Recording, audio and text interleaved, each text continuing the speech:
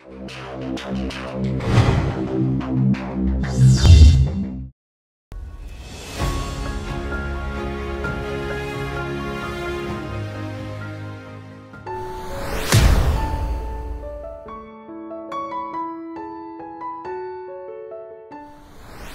যখন 75-এ রংপুরে পোস্টেড হয়ে যাই, তখন একদিন খালেদ বসু আমাকে টেলিফোন করলেন, আমাকে না কর্নেল হুদাকে টেলিফোন করলেন। তো হুদার সাথে বসা, আমি কমান্ডিং অফিসার, হুদা ব্রিগেড কমান্ডার। তো উনি হুদার সাথে কথা বললেন, মোটামুটি হুদার কথা বুঝলাম। দেন প্ল্যানিং হয়ে গেছে, দেন 2 নভেম্বর নাইটে আঘাত করা হবে মুস্তাককে বঙ্গভবনে। টেলিফোনে প্রকাশ্যে বলছে না, ইঙ্গিত বহ কথা বলতেছে, স্যার জাফর এখানে আসে, তার সাথে কথা বলেন। আমার সাথে ইঙ্গিতে কথা হলো, কারণ আগে থেকে কথা ছিল। আমি 10 বেঙ্গল যেটা বললাম, আমি রেস করছি এবং তার অধীনে আমি যুদ্ধ করছি, ডাইরেক্ট 10 বেঙ্গলকে কমান্ড করেছি। সেই 10 বেঙ্গল ছিল রংপুরে তখন। তো ইঙ্গিতে বুঝলাম কথা, ওদেরকে পাঠিয়ে দিলে ভালো হয়, ওদেরকে মানে 10 বেঙ্গলকে, মানে সব ইশারায় কথা হচ্ছিল, কারণ আগে যেহেতু ডিটেলস কথা হয়েছে। তো হুদা বললো, আমি বলি স্যার আপনি হুদা ভাইকে বলছেন তো? কথা হ্যাঁ, ওদের সাথে কথা হয়েছে।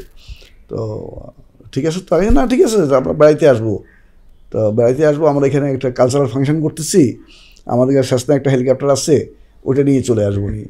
আমরা জানতাম যে 2nd নাইটে হবে, মানে মোটামুটি এটা। কিন্তু ওকেটা সিগন্যালটা পেলাম ফাইনালি ওদিন রাতেই। মানে আমরা এর একদিন আগে আমরা শাসনা এখানে ফ্লাইং ক্লাবের শাস্তা নিয়ে রেখে দিয়েছিলাম। আমি কর্নেল হুদা, আমি আর কর্নেল হুদা ফ্লাই করবো ঢাকাতে।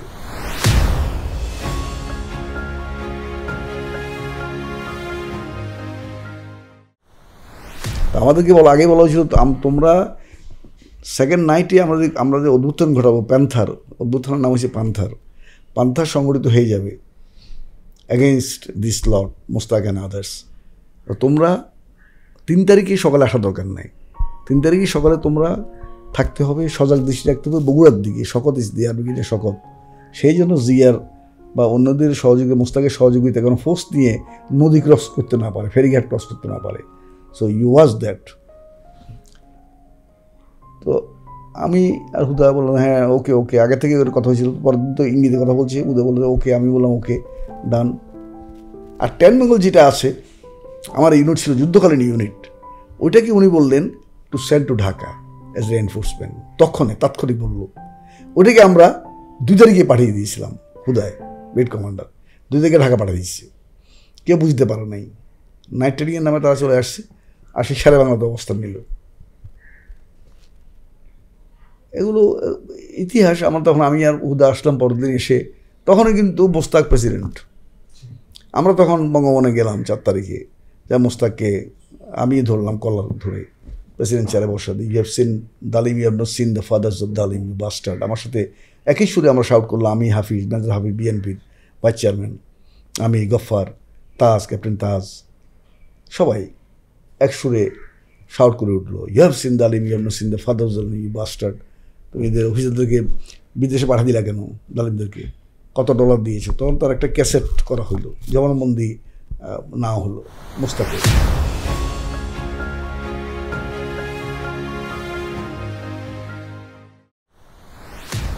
একই ধারায় বঙ্গবন্ধুর সে খুন করার পর একই ধারায় 4 লিডারকে একই ধারায় খুন করেছে তার ইঙ্গিতে।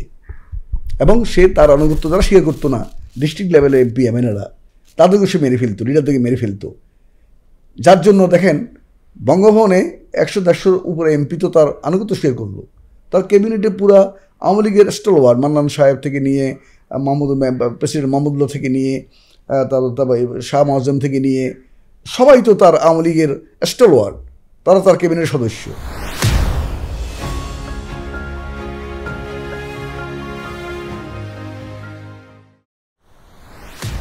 তো খালেদ কমান্ডার হিসাবে যদি অবস্থা করেন, এই জন্য পরিস্থিতির কারণে, নর্থে তাদের পক্ষে ছিল তা নয়, নর্থে তাদেরকে বাঁচাইতে চাইছিল তা নয়। তারা মনে করলো এখন যদি আমরা সিরিয়াসটা অপোজ করি তাহলে ট্যাঙ্ক রেজিমেন্ট এখনও আছে, ফারুকের ট্যাঙ্ক রেজিমেন্ট, রশিদের আর্টিলারি, এরা কিন্তু ক্যান্টনমেন্টে এখনও ইনস্টল ইনট্যাক্ট আছে।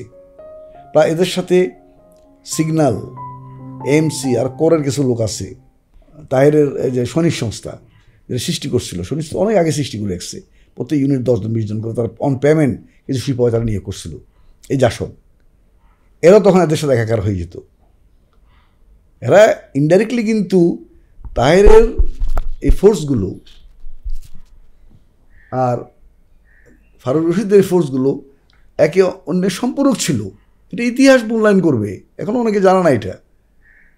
কারণ তাহের কিন্তু ফারুকদের সাথে বসা নাই, অবশ্যই বসছে। তাইলে হয়তো কি খালেদ এটা উভয় সংকটে ছিল, বঙ্গবন্ধু নাই, তার হত্যার প্রতিবাদ করেছে, মোস্তাককে অবসান করছে, এই সফল। আমাদের মেইন টার্গেট ছিল মোস্তাক শুধু অবসারিত হবে।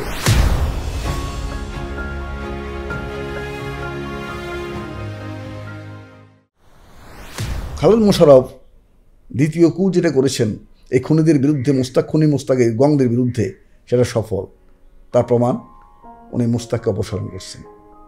দ্বিতীয় প্রমাণ, মোস্তাককে অপসারণ করে সাইমকে বসালেন প্রেসিডেন্ট হিসাবে। তৃতীয় প্রমাণ, প্রেসিডেন্টের মাধ্যমে উনি অ্যানাউন্সমেন্ট দিলেন parliament dissolve and fresh election. ওনার তাহলে হুইলার ছিল না to become the president, fresh election ঘোষণা দিলেন। তাহলে এই তিনটা খালেদ করে গেলেন। Ins and out his mind, straight forward gentleman and সূক্ষ্ম বুদ্ধির অধিকারী, উচ্চবিলাসী ছিলেন না। কিন্তু এটার অর্থই নয় প্রয়োজনে উনি দায়িত্ব নেবেন না, সেটা আমি বলছিলাম। প্রয়োজন দায়িত্ব হয়তো নিতেন। উনি বললেন লেট আস গো স্লো। উনি এখানে একটা হটকারী কু করবে জাসদ, এটা ওনার মূল্যায়নে আসে নাই। এটা ওনার মূল্যায়নে আসে। এটা যদি জানতো, এটা মূল্যায়নে আসতো যে এখানে একটা অঘটন ঘটে যেতে পারে, থার্ড ফোর্স, যাতে কোনো দাল নাই তলওয়াল নাই, নিদিরাম সর্দার। তো এইটাই মাথার মধ্যে ছিল ওনারও আমাদেরও। এরা করলেও তো ব্যর্থ হইব, তাই হইল। তারা কু করলে ব্যর্থ হইল, মাঝখান দিয়ে আমাদের ডিসলস করে দিল, খালেদকে ডিসলস করে দিল, এবং এটা ব্লেমের ভাগই করলো খালেদকে। এরাই তখন ডিসলস করে বললো খালেদ ইন্ডিয়ান এজেন্ট। কারণ তাদের সাথে জিয়ার লাইন ছিল, ব্রিগেডের শকতের লাইন ছিল ওই জাসদের সাথে, তাহেরের সাথে। কারণ তাহের হয়তো জিয়াকে মুক্ত করছে বন্দিদশা থেকে, যাকে আমরা বন্দি করেছিলাম। তো মুক্ত করে তখন তারা বললো যে খালেদ ওয়াজ ইন্ডিয়ান এজেন্ট, তার বডির মধ্যে ইন্ডিয়ান টাকা পাওয়া গেছে। কত জঘন্য ষড়যন্ত্র, মিথ্যাচার, এগুলো করে দেশবাসী তো মানে হতবিহ্বল হয়ে গেল। এটা কি বলে? খালেদের মধ্যে দেশপ্রেমিক, যে জীবন বাজি রেখে নিজেই ইনজুর হলো, একটা সেক্টর কমান্ডার কোনোদিন একটা মানে কোথায় একটা চোট খায় নাই। আর Khaled being a sector commander, সে মৃত্যু থেকে ফিরে আসলো আর মারা গেল এই ষড়যন্ত্রকারীদের হাতে। এটা বলতো আজকে আওয়ামী লীগের, আমরা বলি আজকে তার হত্যার বিচার হয় না। আমরা প্রতিবাদ জানিয়েছিলাম, বলেছিলাম যে আপনার সব হত্যা, চার নেতার হত্যার, বঙ্গবন্ধু হত্যার বিচার, এগুলো সব হোক, কিন্তু খালেদ হত্যার বিচার হবে না কেন? আওয়ামী লীগের এখানে বিরাট একটা অবমূল্যায়ন তারা করে। তারা মনে হয় খালেদ মনে হয় তাদের মানে তা ক্ষতি করে দিয়েছে।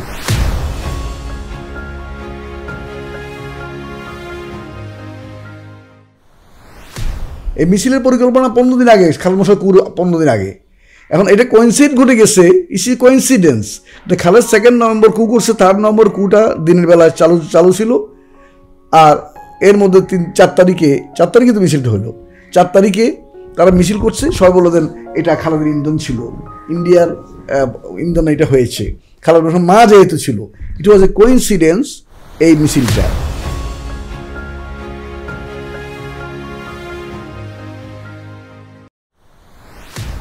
আমি তো এক পর্যায়ে আমার সাথে রাগ করলাম বঙ্গভবনে, হুদার সাথে দাঁড়ানো। আচ্ছা হুদার হয়, আপনি কেন এটা করলেন?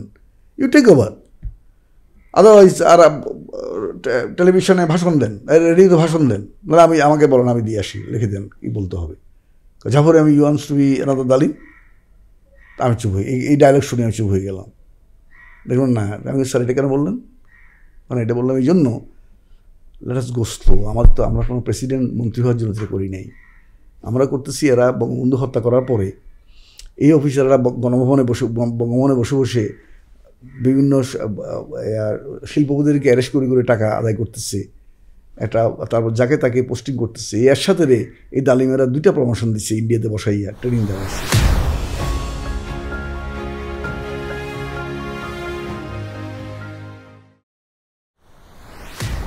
আমার আগের দিন খালেদ আমাকে খুব বিশ্বাস করতেন, আর আমি তার কমান্ডিং অফিসার ছিলাম। আমাকে বলে Jafar you go back to Rangpur, Huda থাকুক, তুমি রংপুর হেলিকপ্টারটা নিয়ে চলে যাও। হ্যাঁ কেন স্যার? শকত রিয়েক্ট করতে পারে। শকত তখন বগুড়া কমান্ডার, শকত বগুড়া থেকে রিয়েক্ট করতে পারে, চলে আসতে পারে। রংপুরেও আমি অফিসারের নাম নেব না, কতগুলো অফিসার আছে উনি নাম নিলেন, বলে এরা রিয়েক্ট করতে পারে জিয়ার পক্ষে, জিয়াতে আমরা গৃহবন্দী করছি, তুমি একটু রংপুর চলে যাও, হুদা থাকুক আমার সাথে, তুমি রংপুর ট্যাকেল করবা, বগুড়া ট্যাকেল করবা, আর রংপুর রেডিও স্টেশন রেডি রাখবা। যদি কোনো অ্যানাউন্সমেন্ট দিতে হয় ওগুলো পয়েন্ট দিল, ইউ গিভ দ্য অ্যানাউন্সমেন্ট। আমি রংপুর রেডিও স্টেশন ভিজিট করলাম ওই দিন গিয়েই, শাস্তা নিয়ে চলে গেলাম। I played a vital role sincerely, having no, আমাদের ওনারা উচ্চ বিলাসী ছিল, আমাদের উচ্চ বিলাসিত ছিল না। সকালে আর্লি ইন দ্য মর্নিং আমাকে একটা ওয়্যারলেস সেট ছিল খালেদের সাথে, রক্ষী বাহিনীর হাই পাওয়ার, আরেকটা ওয়্যারলেস ছিল আমার সাথে রক্ষী বাহিনীর। কারণ রক্ষী বাহিনীর 6টা ইউনিট রংপুর যেগুলো ছিল ওদের সাথে মিটিং করে দুই দিন আগে মিটিং করে ওদেরকে আমি আমার সাথে নিয়ে আসছিলাম, এক কথায় we have to be together, simple is that. তখন আমার সকালে ভোরে ওয়ারলেস অপারেটার ফিট হয়ে গেছে, আমার ব্যাটম্যান আসে আমার চিল্লে বলতো, স্যার স্যার উঠেন উঠেন স্যার, কী হচ্ছে? ওয়ারলেস অপারেটার তো কথা বলতো স্যার, ফিট হয়ে গেছে। আমি কী হচ্ছে স্যার? পানি দাও, পানি দিয়ে সে উঠছে, কী হচ্ছে? চার্লি, চার্লি মানে C, Charlie Oscar Mike Delta মানে কমান্ডার, COMD কমান্ডার, কমান্ডার নাই, আমার হুদার মারা গেছে। ভাবি কিন্তু আমার পাশে বাসায়, ভাবি কিন্তু আমি জানাবো, আমার সেই সাহস ছিল না তখন। এরপর তো আমরা অন্য সোর্সে খবর পেয়ে গেলাম, দিন হুদার সাথে খালেদও শেষ, হায়দরও শেষ, তার 3 জন একসাথে ছিল কলাবাগানে। ড্রেস চেঞ্জ করে আসি, ওই কলাবাগান থেকে এসে সেরা বাংলাতে ওই 10 বেঙ্গল যেটা পাঠাচ্ছিলাম আমার রংপুর থেকে, ওখানে আশ্রয় দিল। পুরো রাত সেখানে ছিল, 3 প্যাকেট সিগারেট শেষ করছে। 10 বেঙ্গল তাকে টাচ করে নাই।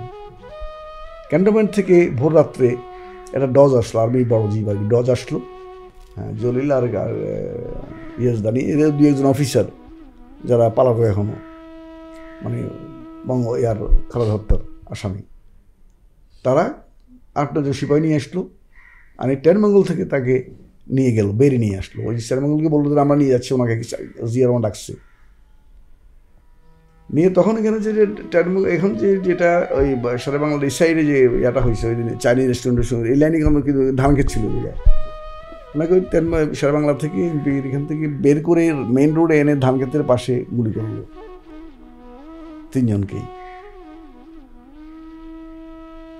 তখন আই বিকেম মোর সিরিয়াস, শকত মাইট রিয়েক্ট নাও, তো খালেদ কিল।